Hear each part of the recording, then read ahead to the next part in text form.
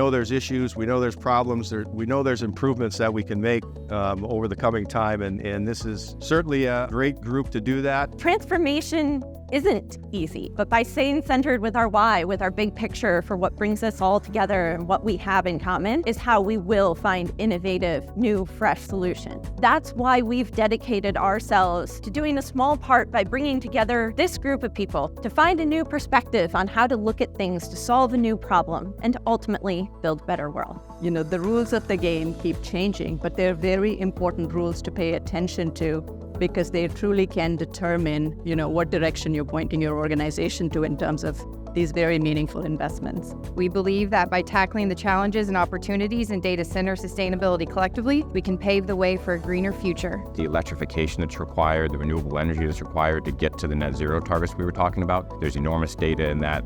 In more traditional data storage, not necessarily the same level of high density compute, but even that growth is enormous. With the advent of the CDU, the cooling distribution unit in data centers, the heart of that system is the pump.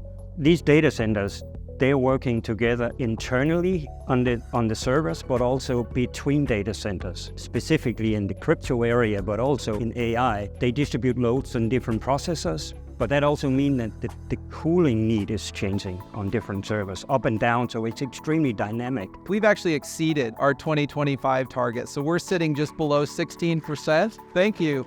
So a lot of work has gone into it. Regenerative agriculture is kind of how we go about it. This is going to be one of the big levers that we'll use in order to drive our Scope 3 emissions down. My role here is to kind of give you perspectives that, I see in the food and beverage industry from working in it and delivering these decarbonization solutions.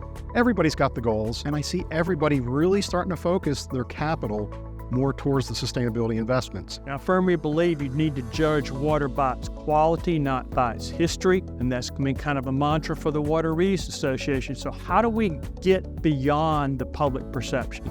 So water is profitable. So that's the nexus that we need to really be thinking about, and why water matters or should matter to executives in big companies. We develop our own brand of beer, Revival, that you're going to have a chance to taste tonight if you're with us. Why do we do that? It's because it attracts attention for people outside of our industry. So anything related to sort of putting water at the top of the agenda and giving money, resources, our time is sort of how we collaborate. But the most important thing is to ensure whatever targets and goals you set in water, that they're contextual. In other words, they directly relate back to how you use and how you impact water resources. Our firms here are known as the pioneers in the green movement and also sustainability, which is where, of course, our conversation is going to focus today. At BNIM, we have a motto, no one knows as much as everyone, and this really plays into the spirit of that, leveraging all of the knowledge we all have and raising all boats together. No longer can we simply look at the wastewater treatment plant. It's looking at the community and the interconnectedness of the water cycle and helping to identify opportunities to support equity, resilience as we go through it. When we talk about regenerative design, we're talking about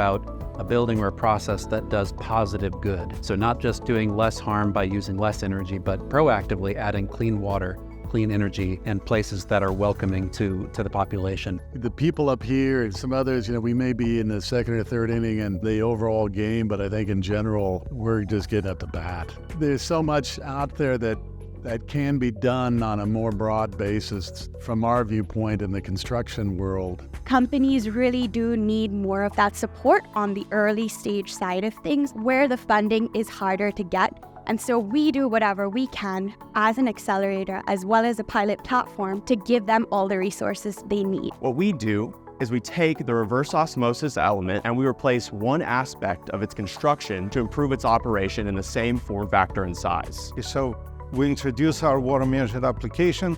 It's a digital twin technology. It's a water balance flow chemistry with a lot of management systems built into this that help people to streamline decisions. We're an MIT-based startup up in Boston, Massachusetts, with a main focus on improving the energy and water efficiency of evaporative cooling systems that are used in basically every thermal process in the world. It's called electroceramic desalination. And so basically, you're feeding in water through a membrane process. You have 100 of these pairs of sheets stacked up in our module, and you're basically running the electric field there.